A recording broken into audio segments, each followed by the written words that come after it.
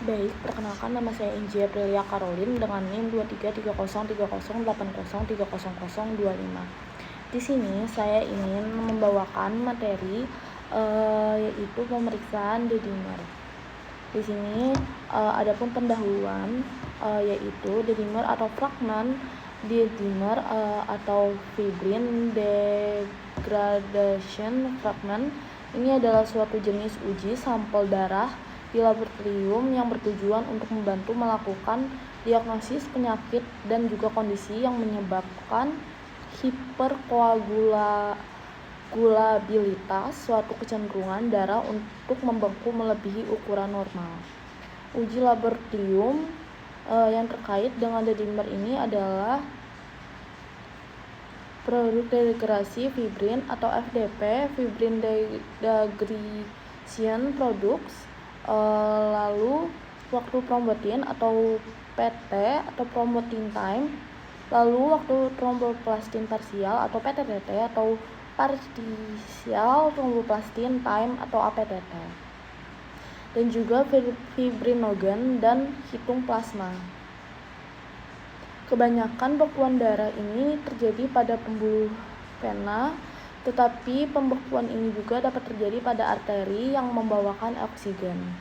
Kombinasi dari dua jenis trombosis ini diistilahkan dengan tromboembolisme vena atau venous thromboembolism atau FTA. Jika bekuan darah ini menyumbat aliran darah ke organ-organ vital seperti ginjal, otak, dan juga jantung, dapat menyebabkan kerusakan yang tidak bisa disembuhkan dan dapat menyebabkan gagalnya organ tersebut. Uji dedimer ini biasanya dipakai untuk memonitor dan menjaga agar tingkat pembekuan darah tidak meningkat. Uji dedimer ini dipakai dokter untuk meniadakan gejala DFT dan PE dan juga FT. Lalu di sini adapun prinsip dari pemeriksaan. Prinsip pemeriksaan dedimer ini adalah dengan menggunakan antibodi monoklonal yang mengenali epitope pada fragmen dedimer secara fotometrik. Prinsip metode ini yaitu terbentuknya ikatan kovalen partikel polistren pada suatu antibodi monoklonal terhadap cross linkage reagen dari dedimer. Cross linkage tersebut memiliki struktur stereosimetri reaksi aglutinasi. Ini juga terjadi dengan dideteksi dengan menggunakan turbidimetri. Lalu pada peran pemeriksaannya ini, pemeriksaan dedimer ini memiliki peran krusial dalam diagnosis dan manajemen gangguan pembekuan darah. Dedimer ini adalah suatu fragmen protein yang dihasilkan saat gumpalan darah larut dalam tubuh.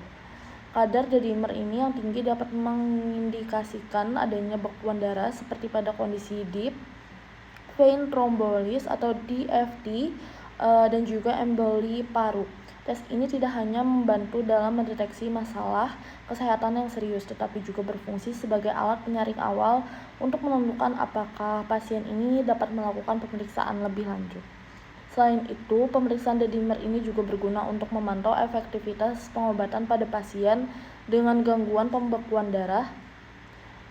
Jika kadar dedimer ini menurun setelah terapi, hal ini menunjukkan bahwa pengobatan tersebut efektif.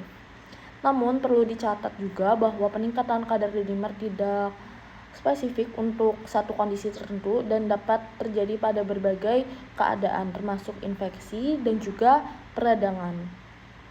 Oleh karena itu, hasil pemeriksaan harus selalu diinterpretasikan dalam konteks klinis yang lebih luas.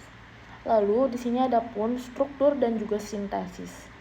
Dedimer ini adalah senyawa kimia yang terbentuk dari dua molekul yaitu monomer yang identik ataupun mirip, yang terikat bersama melalui ikatan kovalen atau interaksi non-kovalen seperti ikatan hidrogen. Dalam konteks biokimia ini tersendiri, dimerisasi sering terjadi pada makromolekul seperti protein dan asam nukleat Dimer ini juga dapat dibedakan menjadi homodimer yang terdiri dari 2 monomer identik dan heterodimer yang terdiri dari 2 monomer berbeda. Contoh dimer biokimia ini tersendiri termasuk enzim, reverse, transkriptase, dan juga berbagai jenis antibodi seperti IgA yang memiliki struktur dimer. Lalu pada sintesis dimer ini dapat terjadi melalui beberapa mekanisme, yaitu tergantung pada jenis ikatan yang terbentuk. Dalam sintesis dimer kovalen, reaksi kimia antara 2 monomer menghasilkan ikatan baru, sedangkan dalam dimerisasi non-kovalen, interaksi intermolekul seperti ikatan hidrogen atau interaksi van der Waals ini memainkan peran penting. Proses ini juga dapat dipengaruhi oleh kondisi lingkungan seperti pH dan juga suhu.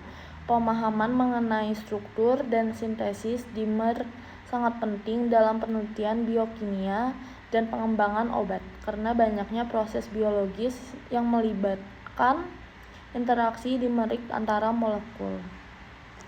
Lalu selanjutnya di sini ada pun kesimpulan, pemeriksaan D-dimer ini merupakan alat diagnostik penting dalam menilai adanya gangguan pembekuan darah seperti trombosis vena dalam DVT ataupun emboli paru, dan juga koagulasi intravaskular disseminata atau DIC. Hasil pemeriksaan yang menunjukkan kadar D-dimer tinggi ini mengindikasi adanya proses pembekuan darah yang berlebihan yang dapat berpotensi menyebabkan komplikasi serius. Sebaliknya, jika hasil pemeriksaan D-dimer ini negatif, ini dapat mengekskludasi kemungkinan adanya gangguan pembekuan darah yang signifikan. Oleh karena itu, tes ini juga sering digunakan sebagai langkah awal dalam evaluasi klinis pasien dengan gejala terkait pembekuan darah. Sekian dari materi yang setelah saya bawakan. Terima kasih.